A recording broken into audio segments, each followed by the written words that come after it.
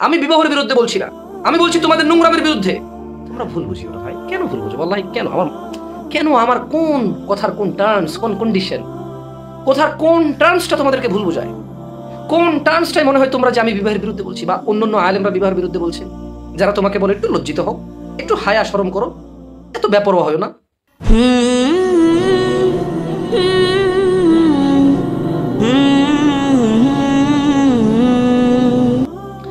যুবকরা এখন বিয়ে করে, আমি যখন কিছু কথা বলি তখন বলে যে আমি নাকি বিবাহের জন্য নিরুৎসাহিত করি। না, তোমার 17 বছর বয়স না, তুমি 15 বছর বয়সে বিয়ে করে, তা আমার কি? কিন্তু আমার কথা হচ্ছে, তুমি কি সক্ষম? তোমরা হাদিসের এক অংশ পড়ো, অন্য অংশ পড়ো না। তোমাদের ফিলোসফার বক্তারাও তোমাদেরকে সতর্ক করে না। তুমি রাগ করো, আমি যখন কাউকে ইঙ্গিত করে কথা বলি, কিছু ইঙ্গিত করে কথা বলি, তুমি মনে করো আমি খুব রুড। কেন তুমি আমাকে এবং অন্য কাউকে, কেন একজনকে দিয়ে আরেকজনকে পার্থক্য করো? তুমি কেন কথাগুলোকে বিবেচনা করো না? যুবক, সোশ্যাল মিডিয়া বিয়ে করে নোংরাম করা যুবক, তুমি বিবাহকে হাসি তামাশায় পরিণত করেছো। তুমি দিন ইসলামকে এমন ভাবে প্রেজেন্ট করেছো যে অন্য বাতিল দাবিদার, বাতিল দিন দাবিদার, বাতিল ধর্ম দাবিদার, তারা সবাই মনে করবে যে মুসলিমরা মনে হয় এরা মায়ের পেট থেকে বেরিয়ে শুরু করে দেয়, সমর্থ আছে নাই, পসিবল বা ইম্পসিবল, এই জিনিসগুলো নিয়ে মানে বলবো যে তারা মায়ের পেট থেকে শুরু করে দেয় এগুলো নিয়ে কথাবার্তা। তোমাকে আমি এগুলো বললে তুমি মনে করো আমি তোমাকে বিবাহ থেকে নিরুৎসাহ করি না। আব্দুল্লাহ ইবনে মাসউদ রাদিয়াল্লাহু আনহু তিনি বলছেন যে আমাদের কাছে কিছুই ছিল না, আর এই অবস্থায় রাসূলুল্লাহ সাল্লাল্লাহু আলাইহি ওয়াসাল্লাম আমাদেরকে উদ্দেশ্য করে বলেন, হে যুব সম্প্রদায়, তোমাদের মধ্যে যারা হাদিসটা বোঝার চেষ্টা করো, বাংলা বোঝার চেষ্টা করো, যুবক তুমি শুধু ভুল বোঝো। আব্দুল্লাহ ইবনে মাসউদ রাদিয়াল্লাহু আনহু কি বলছে? হে যুব সম্প্রদায়, রাসূল সাল্লাল্লাহু আলাইহি ওয়াসাল্লাম বলেছে তোমাদের মধ্যে যারা, তার মানে সবাই নয়। বাবা মায়ের উপরে লানত করা বন্ধ করো, বাবা মাকে অভিশাপ দেওয়া বন্ধ করো, নিজের দোষ অন্যের ঘাড়ে চাপানোর চেষ্টা বন্ধ করো, নিজের নোংরা মুখে দ্বীনের উপরে আনা বন্ধ করো, কোন আলেম ওলামার সঠিক পরামর্শকে ভুলভাবে নেওয়া বন্ধ করো। এবার ভুল বোঝাবুঝি। কেন তুমি একজনের ব্যাখ্যাকে ভুলভাবে নিবা আর আরেকজনের শুধরায় দেওয়াটাকে তুমি ভুলভাবে নিবা? তোমাকে যিনি বলেছে বিবাহ করতে, তিনি তোমাকে বিবাহ করতে বলেছে যে কোনো মূল্যে নয়, হারাম পদ্ধতি অবলম্বন করে নয়, মারামারি কাটাকাটি করে নয়, গালাগালি করে নয়, বাবা মায়ের উপরে লানত অভিশাপ করে নয়। তোমার পরিস্থিতি তোমার অনুকূলে নেই, তোমার পরিস্থিতি তোমার সঙ্গে নেই, তোমার কাছে কি সমাধান দেয়নি ইসলাম প্রত্যেকটা জিনিসের সমাধান দিয়ে গেছে। তুমি হাদিসটা বোঝো। রাসূল সাল্লাল্লাহু আলাইহি ওয়াসাল্লাম বলেন, তোমাদের মধ্যে তোমরা যারা আছো সবাই, এদের মধ্যে যারা, তার মানে স্পেসিফিক, যারা বিয়ে করার সামর্থ্য রাখে, আমি বিবাহের বিরুদ্ধে বলছি না, আমি বলছি তোমাদের নোংরামের বিরুদ্ধে। তোমরা ভুল বুঝিও না ভাই, কেন ভুল বুঝো বল্লাহি? কেন আমার কোন কথার কোন টার্মস, কোন কন্ডিশন, কথার কোন টার্মসটা তোমাদেরকে ভুল বোঝায়? কোন টার্মসটাই মনে হয় তোমরা যে আমি বিবাহের বিরুদ্ধে বলছি বা অন্যান্য আলেমরা বিবাহের বিরুদ্ধে বলছে? যারা তোমাকে বলে একটু লজ্জিত হও, একটু হায়া শরম করো, এত বেপরোয়া হয় না। তিনি সাল্লাল্লাহু আলাইহি সাল্লাম বললেন, তোমাদের মধ্যে যারা বিবাহের সামর্থ্য রাখে তারা যেন বিয়ে করে নেয়, কেননা বিয়ে তার দৃষ্টিকে সংযত রাখে এবং লজ্জাস্থান হেফাজত করে, এবং এবং এবং যার বিয়ে করার সামর্থ্য নেই, তাহলে সে কি করবে? মারামারি করবে, বাপের উপর লানত করবে, স্কুল মাদ্রাসা ছেড়ে দিবে, প্রেম প্রীতি করে দিন কাটাবে, জানাবে বিচার করবে, আর বলবে বাপের দোষ, আমার বাপ বিয়ে করে না তাই আমি জানা করি, আমার বাপ বিয়ে করে না তাই আমি প্রেম করি, আমার বাপ বিয়ে করে না তাই আমি গাঁজা খাই, আমার বাপ বিয়ে করে না তাই আমি মদ খাই, আমার বাপ বিয়ে করে না তাই আমি 3টে সিম চালাই, আমার বাপ বিয়ে করে না তাই তো আমি প্রেম করতেছি, হারাম রিলেশন করতেছি, বিয়েটা করালে তো আমি হারাম রিলেশন করতে যেন হালাল হয়ে যেত। এগুলা করবে? যারা বিয়ে করার সমর্থ নেই তারা এগুলো করবে? হ্যাঁ, বাপ মায়ের দোষ, সমাজের দোষ, পরিস্থিতির দোষ আছে এগুলোর, কিন্তু এই দোষ দিয়ে কি বাঁচা যায়? এই দোষ দিয়ে কি পাপ মুক্ত হওয়া যায়? এই দোষ দিয়ে কি আমাল নামা পরিষ্কার রাখা যায়? এই দোষ দিয়ে কি জান্নাত পাওয়া যায়? এই দোষ দিয়ে কি জাহান্নাম থেকে মুক্তি পাওয়া যায়? এই দোষ দিয়ে কি ইসলামের সঠিক পদ্ধতি অবলম্বন করা যায়?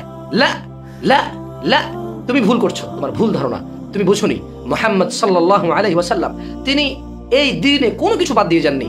তুমি আবার বোঝো, তোমাদের মধ্যে যার বিয়ে করার সামর্থ্য নেই, তোমাদের মধ্যে যার বিবাহ করার সামর্থ্য নেই, 20 বছর বয়সী স্টুডেন্ট, বাবা রাজি হচ্ছে না, বাবাও তো ইসলাম বোঝে না, বাবাও তো ধর্মকর্ম বোঝে না, সমাজের পরোয়া করে, বড় 2 ভাই আছে, বড় 1 বোন আছে, কোনোভাবে বাবা রাজি হবে না, আর তোমার টাকা পয়সাও নেই, তোমার উপার্জনও নাই, এই বছর তুমি চাকরিও পাচ্ছ না, তুমি কোনো কাজকর্ম জোগাড় করতে পারছো না, তুমি কোনো কর্মে অভিজ্ঞতা নন, তোমার বাবা মাকে তুমি বলতে পারো, অফার করতে পারো যে আমাকে হেল্প করেন, সহযোগিতা করেন, কিন্তু তুমি এটাকে দায় করে তুমি যা তা করতে পারো না।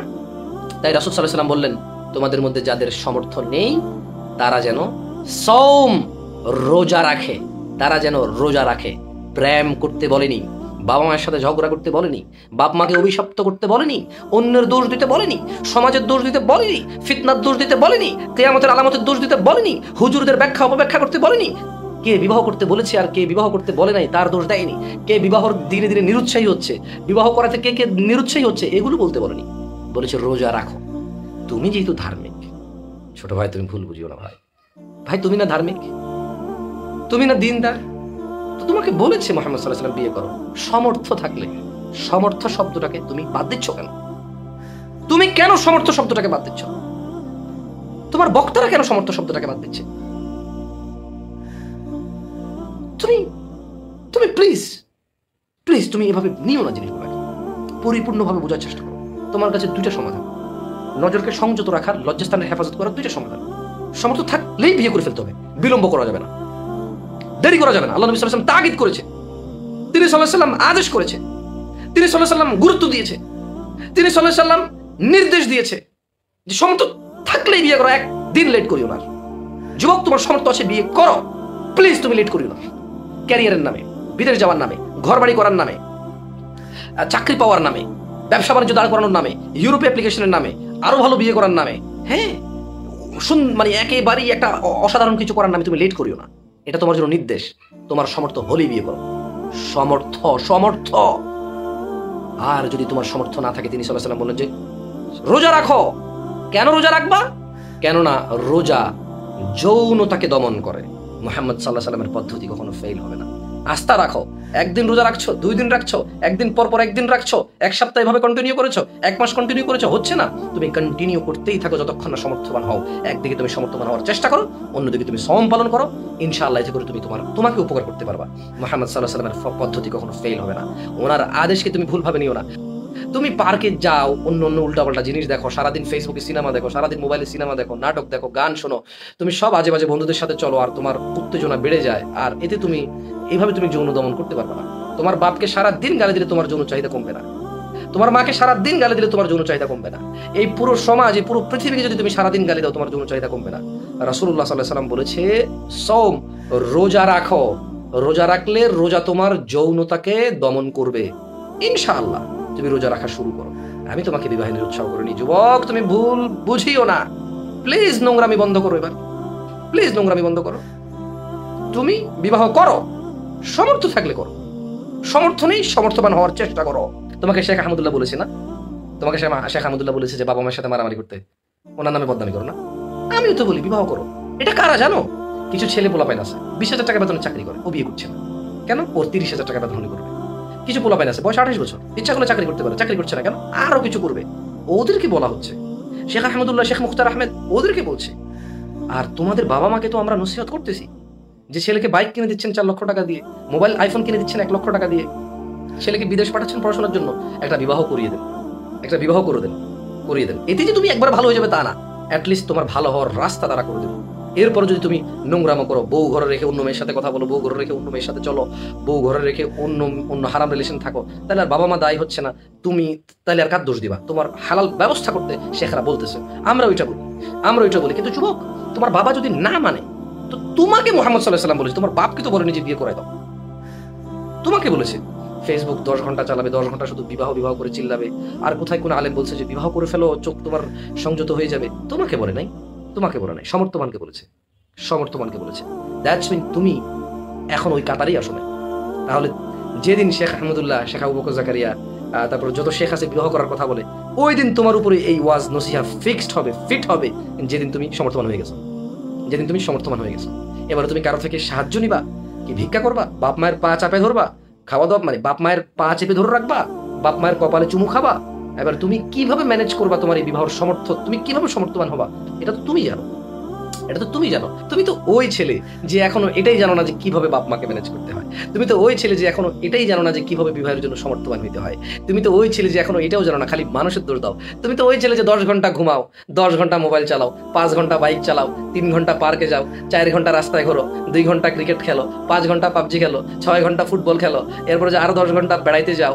তুমি তো ওই ছেলে, তোমার তো শুধু মানে রাত্রে ঘুমানোর সময় তোমার বিবাহের কথা মনে পড়ে, বুঝো না? তোমার তো বিবাহ কিভাবে করবা সেই চেষ্টা নাই। তুমি তোমার সময়কে সব দিকে নষ্ট করো।